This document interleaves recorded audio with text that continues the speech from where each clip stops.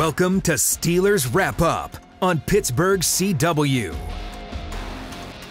Good evening, everyone. Hope you had a great Thanksgiving, and welcome to Steelers Wrap Up here on Pittsburgh CW. I'm Bob Pompeani. Tonight, we'll be wrapping up the week of Pittsburgh Steelers football. We'll show you all of the best sound bites that came out of the Southside facility this week from both players and coaches alike, as they've been getting ready for the Monday night encounter against the Colts. But we start the show with an in-depth look at their game against Cincinnati through the lens of Steelers Monday.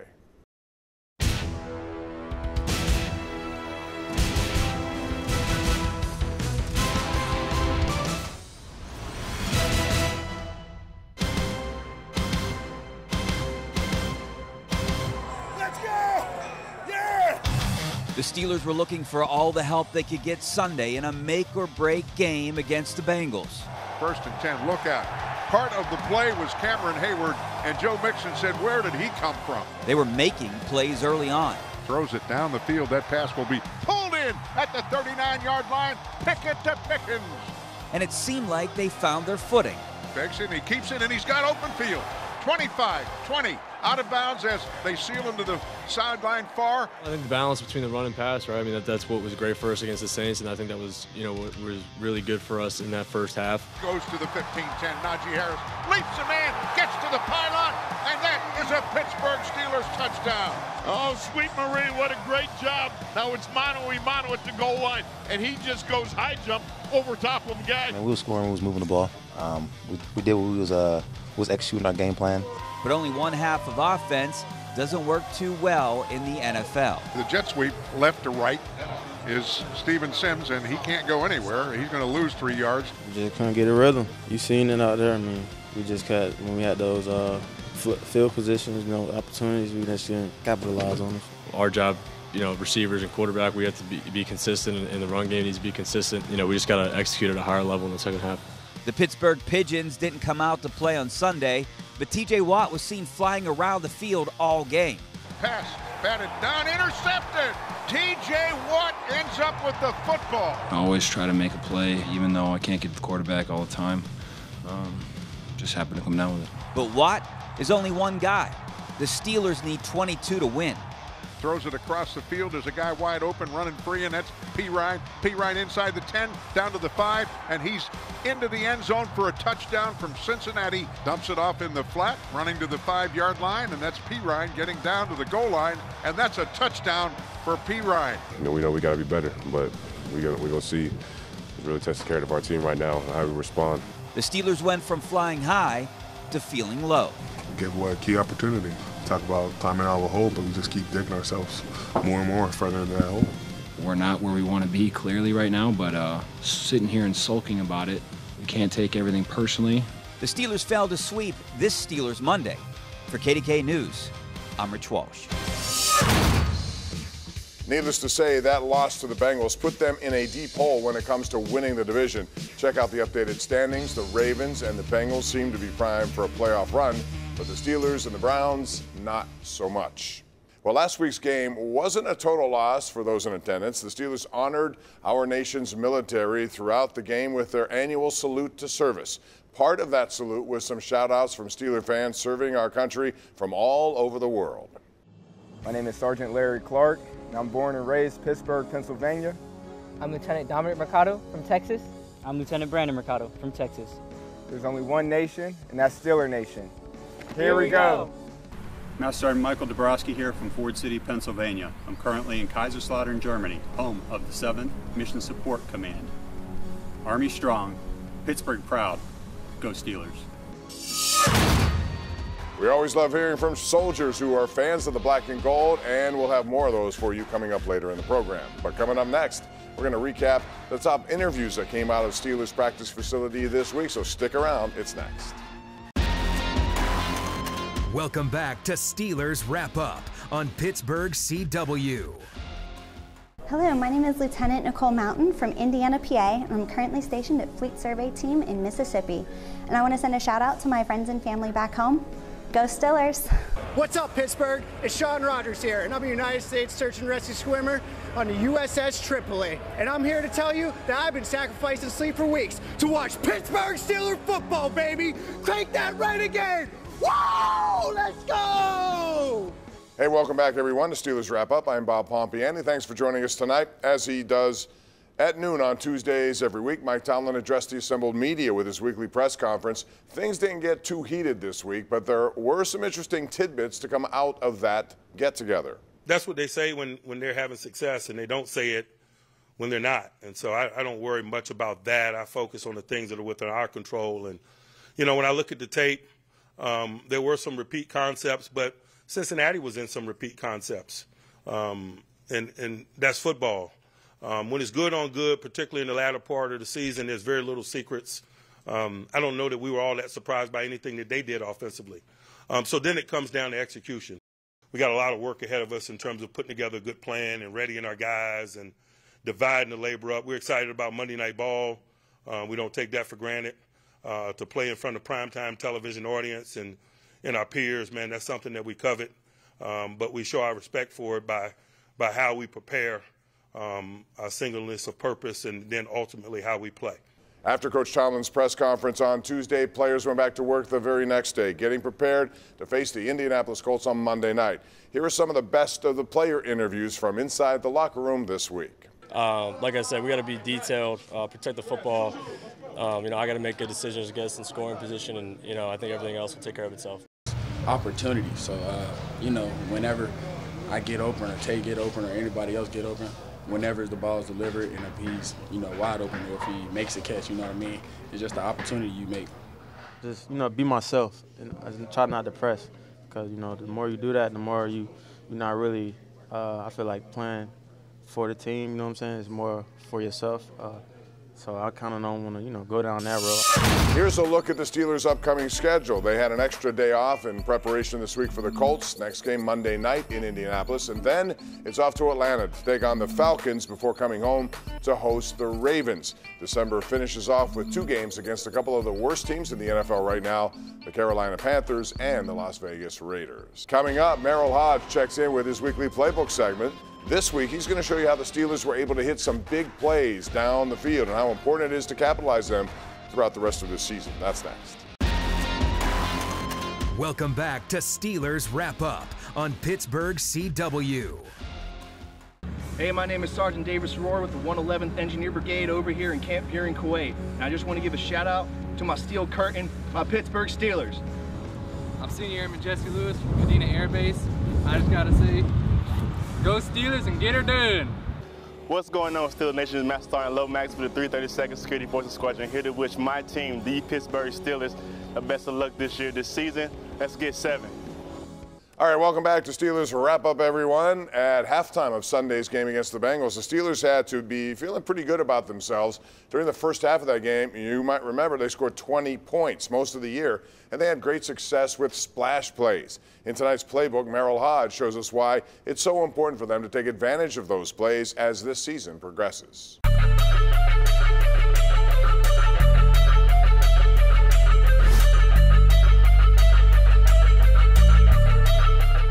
Hi everyone, welcome into the Factor Back Studios for the AccuSure Playbook. Okay, this week we're going to take a look at the offense and some of the good things that are happening. And I know the offense has been a lot of debate, but there are some good things that are evolving. And that is between 2 rookies, Pickett and Pickens. They're creating some chemistry, explosive plays are starting to happen in this offense. And that's pivotal if you're going to succeed in the National Football League. And something you got to keep in perspective. The 2 guys I just mentioned, rookies. You got Najee Harris and Freiermuth. They're in their 2nd year, so there's not a lot of experience with the skilled players, but there is a chemistry being developed. Let's take a look at the 2 big plays they had against the Cincinnati Bengals. This is the very first one. Now, they're going to get a cover 3. After the motion is set, the Bengals kind of show what they're going to play here. Corner's off, this corner's deep, and you got a single safety. So that's cover 3. So it's a zone coverage. What the Steelers do to this is they run kind of like a post cross, and it's a really good design. Problem with these type of designs, you got to take time. You got to really give your quarterback time, and they do a good job with the tight end. Najee will come through, and they kind of max protect, so they give him the time that he needs initially to make the throw. Very important. So as we snap it, you kind of see how this unfolds. Okay, great job here. That route's clearing everything. You can see he's taking the corner and the safety. Well, here it comes, right across the field. Again, this takes time. And in the NFL, anything over 20 yards in the passing game is an explosive play. Over 20 yards here, 22 yards, you're on their side of the field, an opportunity for points. Now let's go to the end zone. I mentioned the protection they give him. They do give him great protection initially. Really good job because everybody has chipped and they're working out. Now, like I said, this takes time. So at the end, he's going to take a hit, but I want you to see something that really makes him stand out. He did this in college, and what I really liked about him, and you have to do in the NFL, he's not looking at this. He's not worried about this. This is called pocket presence. He's looking downfield. That's how you have to play this position. Even though he gets hit, your ability to stand in there and take a shot and make that throw is a part of playing in the NFL. That is also developing as well. Let's go to the next big play. Now this is a third down play. Now this is a little different as far as coverage. And here's how you know. And they're pressed right here, so they see man to man. We're gonna focus up here with Pickens because he's developing here and he's getting so much better here. During the season, what he was doing at the line of scrimmage with man coverage is he's kind of working laterally like this. I want you to watch how he attacks the defender. That's how you win in man coverage. You threaten this guy, you get him on his heels. That's exactly what he does. Watch how he comes off the line of scrimmage, because this is really important. See how he threatens him? Look at his feet. That's terrible. He's in bad position.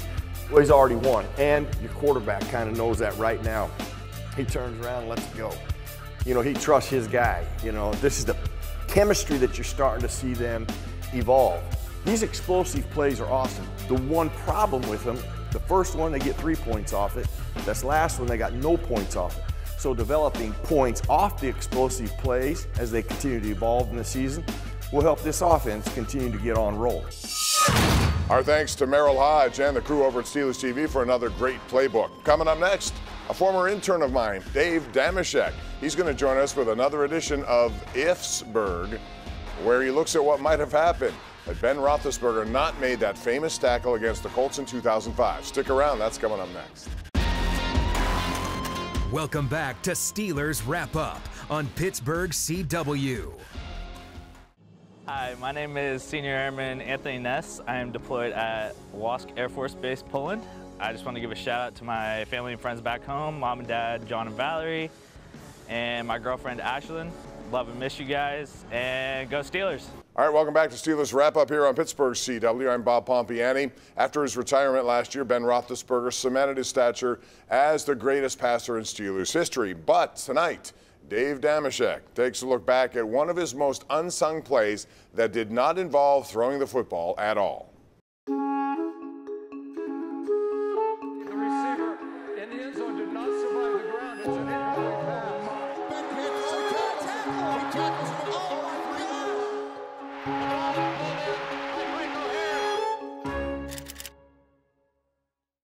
Hi and hello, football fans. Dave Dameshek coming to you from Pittsburgh, or should I say Ifsburgh, to play another round of What If with Pittsburgh Steelers history. What if? Nick Harper has it, he's running, and Big Ben can't. Oh, he tackles him. He tackles him at the 43-yard line. Big Ben had whiffed. Today, let's figure out what would have happened had Ben Roethlisberger not made that miraculous tackle late in the 2005 divisional round game. We now know after Jerome Bettis fumbled at the Indy goal line, Big Ben saved the game with a shoestring tackle of Colts DB Nick Harper, who was otherwise headed on his way to the go-ahead touchdown. But what if Big Ben had whiffed? Well, bedlam. The Colts go up 25-21. All of a sudden, just like that, this game is turned. Bettis' career ends in a fashion so heartbreaking Valentine's Day 2006 would have been canceled, at minimum on the banks of the Three Rivers, maybe Detroit too. No Super Bowl 40 win. Instead, it's Peyton v. Seattle in a prequel of their Super Bowl 48 showdown. Hold on though, this all assumes your glass is half full of Colts-colored beer. Well, sober up, because even after Bettis' fumble, there's still more than a minute left in regulation. Tunch, we need you. Call up the travel agent, we're going to Denver. Okay, I don't want to jive you. It would have been nail-biting time. It's better than Desperate Housewives. But rest easy. The Steelers absolutely dominated the Colts that day. Curmudgeons will often point to Big Ben's Super Bowl 40 performance as proof he was somehow mere passenger on a Lombardi train steered by the Steel Curtain defense. But those people either have amnesia or never knew it in the first place. Roethlisberger was great in those AFC playoffs. Turned it on at Cincy in the second half of the wild card, and in the title game a mile high, he played the finest postseason of his career in Denver. As for that afternoon under the Indy Dome, make no mistake, Large Benjamin was behind the wheel for a couple long drives before Peyton's forehead even had a chance to get that weird red thing on it. 172 passing yards and 2 touchdowns in the first half alone. Up 14, Calwer rightly took number 7's foot off the gas. No reason to travel through the air when spinning the clock on the ground was working just fine. But with the Colts now in the lead 59 minutes in, as Peyton rejoiced on the sidelines, Bill Cowher reignites that torch, and he passes it to Roethlisberger, who passes it to Hines Ward, and to Heath Miller, and to Antoine Randall, and Cedric Wilson, and Hines Ward again, who gets shoved out at the 1-yard line. 10 seconds to go. Everyone assuming it's going to be a pass. Instead, Roethlisberger hands the ball to Bettis, who goes across the goal line for glory. Peyton's back was turned, so he missed it. He missed it. He missed it. It's too bad for number 18, but I'll tell you what, the Steelers didn't miss their flight to Denver the next week, and they certainly didn't miss their date with destiny. It's always interesting to hear from Dave about those what-ifs, but there's one thing we never have to wonder about, really, and that is the support of Steeler Nation, specifically from season ticket holders. Recently, Steelers TV, profiled one family who is on the 3rd generation of fandom and still going strong.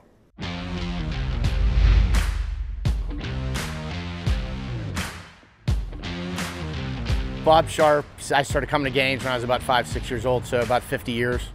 My dad's had them since either 63 or 64, and I've been coming since 73, and then I took over the tickets right before we moved to the new stadium. When I was younger, he brought me to almost every game, so I would say from maybe 74 till mid-80s, I probably didn't miss more than a game or two. We moved, my dad got transferred to Pontiac, Michigan in the spring of '79, so I was in like 5th grade. So we moved, kept our season tickets. He said, no, we're not gonna miss any games. So we drove in every weekend, it was like 5, 6 hours, and then drive home Sunday night because he had to be at work Monday morning. So he got transferred back to Pittsburgh at the end of that next spring. So luckily we only had to do that for 1 year, but I mean, that's how my dad, he never even thought twice about it. There was no question that we were gonna drive back for all the games. So yeah, it might be closer to 3 some, it's not 400, I've missed some games, but it's probably in the 300. But our routine now is pretty much, we come down about, if it's a 1 o'clock game, we try to leave the house by 8:45, get down here a little after 9 to the parking lot, whether it's 75 degrees or 10 degrees. I mean, we're tailgating.